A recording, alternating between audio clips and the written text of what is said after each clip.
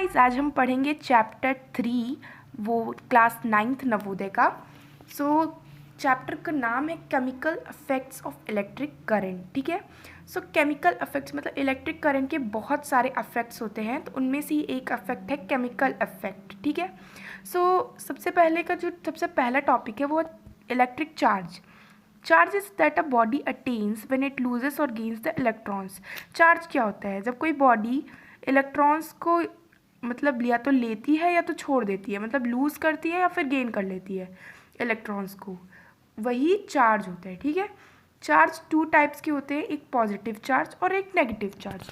Positive charge का symbol as usual plus होता है और नेगेटिव चार्ज का सिंबल माइनस होता है। When a glass rod is rubbed with silk, जब कोई ग्लास रॉड सिल्क के साथ रब होती है, the glass rod becomes positively charge. तो जो ग्लास रॉड होती है वो पॉजिटिवली चार्ज हो जाती है, जबकि जो सिल्क होता है वो नेगेटिवली चार्ज हो जाता है। ठीक है। Electric current, the amount of rate of flow of charge through a conductor is called the electric current. तो जो मतलब अमाउंट ऑफ रेट होता है, कंडक्टर से कोई चीज़ जा रहा है, मतलब हमारा जो इलेक्ट्रिक करंट है वो जा रहा है, फ्लो कर रहा है, तो उसे हम इलेक्ट्रिक करंट कहते हैं। Unit of electric current is ampere. देखिए ये थोड़ी, वैसे इस बुक में तो सारे पॉइंट्स इंपॉर्टेंट ही है। यूनिट क्या है? Unit of electric current is ampere. Conductor and insulator. Conductor, ये तो बहुत छोटी क्लासेस की बात है कि good conductor, bad conductor. Good मतलब कंडक्टर वो होते हैं जो अपने थ्रू इलेक्ट्रिसिटी को पास करने देते हैं, और इंसुलेटर जो नहीं पास करने देते हैं। कंडक्टर के कुछ एग्जाम्पल हैं आयरन, वाटर। इंसुलेटर के कुछ एग्जाम्पल हैं plastic and all. Conductors are the material through which electric charge can flow easily. Most metals are good conductors of electric charge. Insulators are the material through which electric charge can't be flow. Glass, rubber, wood are called insulators. तो ये दोनों तो बहुत easy topics थे। I hope ये आपको पहले से पता होंगे, या फिर मैंने आपको थोड़ा सा बता भी दिया है, और YouTube पे इससे रिलेटेड और भी बहुत सही सी वीडियो है कंडक्टर और इंसुलेटर की। अगर आप नहीं जानते हैं तो आप उन्हें चेक कर लीजिए। Electric circuit and circuit consist of all components such as electric bulbs, electric switch and cell, so that on completion of circuit bulb glows. Electric circuit क्या होती है? एक इलेक्ट्रिक सर्किट में क्या क्या होता है? इलेक्ट्रिक बल्ब होता है, इलेक्ट्रिक स्विच होता है और सेल। इन सब की कॉम्बिनेशन को हम इलेक्ट्रिक सर्किट कहते हैं। जब ये सारे कंबाइन हो जाते हैं एक अच्छे मैनर में, तब क्या होता है? हमारी बल्ब ग्लो करती है। ठीक है। चलिए, अब है electric power. It is defined as the amount of electric energy consumed in a circuit per unit. Its unit is watt. Watt. Electric power की यूनिट क्या होती है? वाट। ठीक है। और वाट का जो फॉर्मूला होता है वो 1 joule upon seconds. Electric power क्या होता है?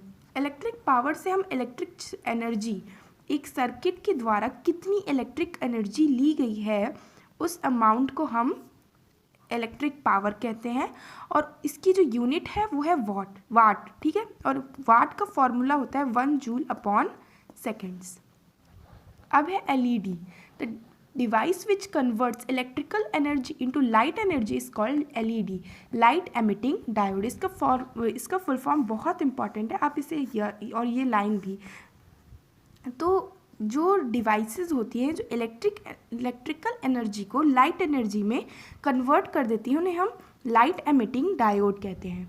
Infrared LEDs are used in burglar or atom system in optical communication.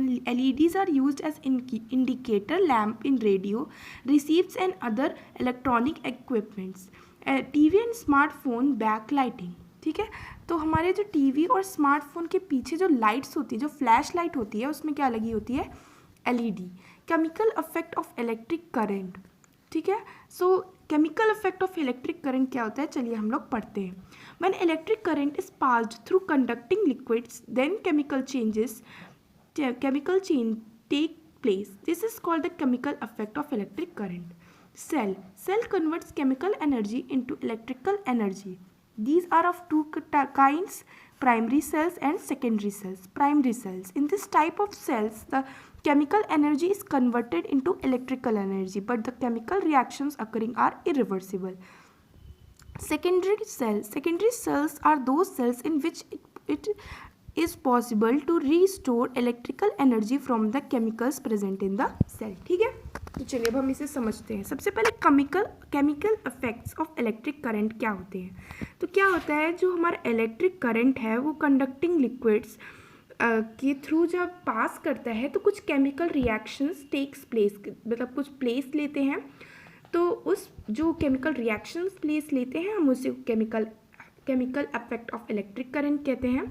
Cell two types की होती हैं, एक होती है प्राइमरी सेल और दूसरी होती है सेकेंडरी सेल. प्राइमरी सेल्स में क्या होता है कि जो केमिकल एनर्जी है वो इलेक्ट्रिकल एनर्जी में चेंज कर दी जाती है, पर उसके उस दौरान जो भी रिएक्शंस होते हैं वो इरिवर्सिबल होते हैं. जबकि जो सेकेंडरी सेल्स है उसमें जो भी रिएक्शन होते हैं वो रिवर्सिबल हैं. ठीक है, अब चलिए हम पढ़ते हैं solar battery. So it is a technique by which energy of sun converts electric energy. It contains a slim rod of silicon covered with arsenic atom and a layer of boron and silicon. When sunlight falls on it, a small potential difference develops. This phenomenon can be referred as photoelectric effect. It is used to give the power to the artificial satellites. Electroplating की process ये होती है, मतलब जब हम कोई desired metal दूसरे metal के ऊपर उसकी कोटिंग कर देते हैं. किसी से कुछ मेटल्स होते हैं जिनमें मतलब जो ज़्यादा सुंदर नहीं लगते देखने में, तब हम उस पर किसी डिज़ायर्ड मेटल मतलब जैसे गोल्ड वगैरह किसी की भी हम प्लेटिंग कर देते हैं bye means of electricity. So this process is called electroplating. बाकी कुछ छोटी छोटी चीज़ें हैं, ये आप खुद ही पढ़ लीजिएगा. आप स्क्रीनशॉट ले लीजिए. ये देखिए, a fuse wire has very low melting point which is use to protect the electric appliance from high. So ये हमने क्लास 7th में पढ़ा था, आपको याद होगा. बाकी आप ये सब एक बार रीड आउट कर लीजिए. Measuring devices, the electrical devices which are used to measure electrical quantities like current, voltage, power, etc. called measuring devices. मतलब जो कुछ डिवाइसेस होती हैं जिनकी हेल्प से हम लोग इलेक्ट्रिक की क्वांटिटी कितनी है, जैसे वोल्टेज वगैरह, इन सबको जो हम नापते हैं, मेज़र करते हैं, वो हम कुछ डिवाइसेस के द्वारा मेज़र करते हैं जिन्हें हम मेजरिंग डिवाइसेस कहते हैं. Ammeter and voltmeter are measuring devices. 2 examples are given of measuring devices which are ammeter and voltmeter. Let's learn about them. It is a device. First we will read about ammeter. It is a device which is used to measure electric current in a circuit. It is connected in series in the circuit. The resistance of an ideal ammeter is 0. सो एमीमीटर एक device होता है जिसका use हम लोग करते हैं electric current को मापने के लिए एक इलेक्ट्रिसिटी में, मतलब सर्किट में. इससे क्या होता है कि जो सर्किट की जो सीरीज़ होती है वो कनेक्ट हो जाती हैं, और जो आइडियल एमीमीटर का जो रेजिस्टेंस पार होता है वो 0 होता है. Volt meter, it is a device used to measure the potential difference between the 2 points in a circuit. It is connected in parallel in the circuit. The resistance of an ideal voltmeter is infinite. तो देखिए, वो एमीमीटर का क्या होता है, 0 होता है, और वोल्ट मीटर का जो रेजिस्टेंस पार होता है वो इन्फिनिट होता है.